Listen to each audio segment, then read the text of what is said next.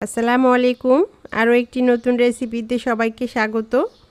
সসিন্দা বা চিচিঙ্গা যেটাই বলেন না কেন, তো এই চিচিঙ্গারই একটা রেসিপি করব।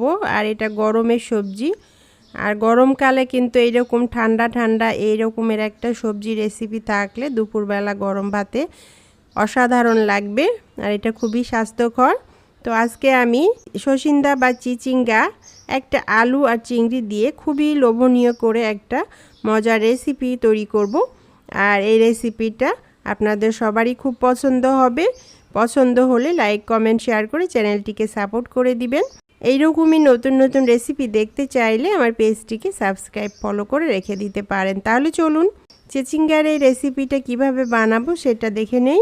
তো এখানে আমি কাঁচামরিচ নিয়েছি, একটা আলু নিয়েছি, পেঁয়াজ নিয়েছি, আর হলো একটু মিডিয়াম সাইজের চিংড়ি নিয়েছি, আর এরকম একদম নরম তাজা কচি কচি দেখে দুটা সসিন্দা বা চিচিঙ্গা নিয়ে নিয়েছি। চিচিঙ্গা কেনার সময় একটু দেখে নেবেন, এভাবে হাতের নখ দিয়ে দেখেন খুব সহজে কেটে যাবে, আর একদম নরম, হাতে নিলে বুঝতে পারবেন নরম এটা।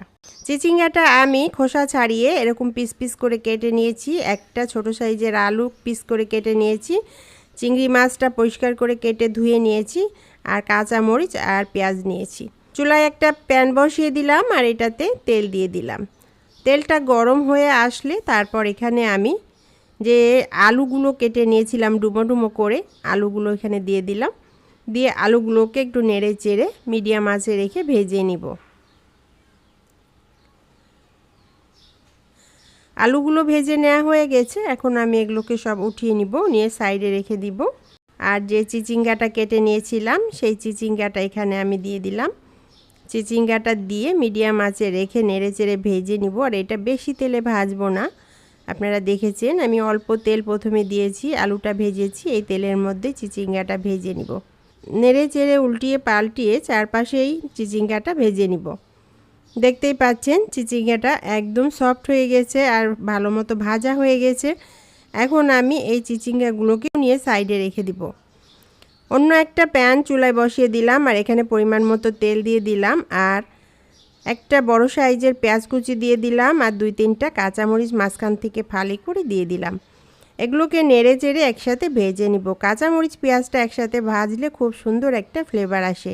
2টা তেজপাতা দিয়ে দিলাম ফ্লেভারের জন্য। নেড়ে চেড়ে এটাকে ভেজে নিব কিছু সময়।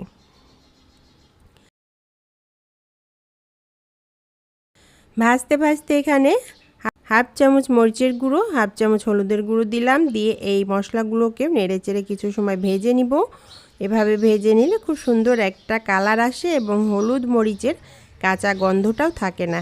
তারপর এটা আস্তে আস্তে ভেজে নিয়ে সুন্দর একটা কালার চলে আসলে এখানে পরিমাণ মতো পানি দিয়ে দিলাম, আর হাফ চামচ লবণ দিয়ে দিলাম। দিয়ে নেড়ে চেড়ে আরও কিছু সময় এটাকে কষিয়ে নেব। এখানে আমি 2 চামচ রসুন বাটা দিয়ে দিলাম। দিয়ে নেড়ে চেড়ে এটাকেও কিছু সময় কষিয়ে নিব। আদা রসুনের কাঁচা গন্ধটা যাওয়া পর্যন্ত আরও একটু পানি দিয়ে দিলাম। হাফ চামচ ধনে গুঁড়ো দিয়ে দিলাম, হাফ চামচ জিরার গুঁড়ো দিয়ে দিলাম। দিয়ে মশলাটা কষাবো। এরকম সুন্দর একটা তেল ছেড়ে আসলে মশলা থেকে এখানে আমি যে চিংড়ি মাছগুলো কেটে পরিষ্কার করে ধুয়ে পানি ঝরিয়ে রেখেছিলাম চিংড়ি মাছগুলো দিয়ে দিলাম। দিয়ে নেড়ে চেড়ে কিছু সময় কষিয়ে নিব। চিংড়ি মাছগুলো কিছুটা কষিয়ে নিয়েছি। এখন আমি এখানে যে চিচিঙ্গাটা ভেজে রেখেছিলাম সেই চিচিঙ্গা এবং আলুটা দিয়ে দিলাম। দিয়ে এখন চিংড়ির সাথে এগুলোকেও ঠিকভাবে কষিয়ে নিব কিছু সময়। আর চুলার আঁচটা মিডিয়াম আঁচেই রেখেছি এই সময়। এটা বারবার নাড়তে হবে আর কষাতে হবে। কষাতে কষাতে বন্ধুরা আপনাদের সাথে কিছু কথা বলে নেই। আমার পেজে যেসব বন্ধুরা নতুন আছেন, ইউটিউব এবং ফেসবুক থেকে দেখছেন, ইউটিউব থেকে দেখলে একটা সাবস্ক্রাইব করে দিবেন, ফেসবুক থেকে দেখলে একটা ফলো দিয়ে দিবেন। যেসব বন্ধুরা আগে থেকে সাবস্ক্রাইব ফলো দিয়ে রেখেছেন তাদেরকে অসংখ্য ধন্যবাদ। ফ্রেন্ডস ফ্যামিলির সাথে রেসিপিটা শেয়ার করতে পারেন, কমেন্টস করে জানাতে পারেন রেসিপিটা আপনার কাছে কেমন লেগেছে। ভালো লাগলে প্লিজ একটা লাইক দিয়ে যাবেন। তারপর এটা কিছু সময় নেড়ে চেড়ে কষিয়ে নিয়েছি। কষানো হয়ে গেছে, এরকম তেল ছেড়ে এসেছে। এখন আমি এখানে পরিমাণ মতো পানি দিয়ে দিলাম। দিয়ে ঢাকনা দিয়ে ঢেকে এটা সিদ্ধ হওয়া পর্যন্ত রান্না করে নিব। কিছুক্ষণ পর ফিরে আসলাম, দেখুন এটা সিদ্ধ হয়ে গেছে। আর এখানে আমি কিছুটা ধনেপাতা কুচি দিয়ে দিলাম, আর 2টা লাল সবুজ কাঁচামরিচ দিয়ে দিলাম আস্ত, আর একটু লবণ কম হয়েছিল তো লবণ দিয়ে দিলাম সামান্য একটু, দিয়ে নেড়ে চেড়ে মিশিয়ে দিয়ে ঢাকনা দিয়ে আর একটু রান্না করে নিব। তো হয়ে গেল বন্ধুরা চিচিঙ্গা আর হলো চিংড়ি আলুর একটা মাখা মাখা রেসিপি। এটা বেশি ঝোল থাকবে না, এরকমই মাখা মাখা থাকবে। আপনারা চাইলে কিন্তু এটা ঝোলও রাখতে পারেন। তো তারপর রেসিপিটা পরিবেশন করে দিলাম। তো আজকে দুপুরে গরম ভাতের সাথে এই চিংড়ি আর চিচিঙ্গার এই রেসিপিটা রান্না করেছিলাম, অসাধারণ হয়েছিল বন্ধুরা। আপনারা এইভাবে একবার রান্না করে ট্রাই করে দেখতে পারেন। এখন গরমের দুপুরে কিন্তু এরকম ঠান্ডা ঠান্ডা তরকারিগুলো খেলে আমাদের শরীরটা খুব ভালো থাকবে, ঠান্ডা থাকবে। আর এটার উপকারিতা বা গুণাগুণ বলে শেষ করা যাবে না, অবশ্যই ট্রাই করবেন।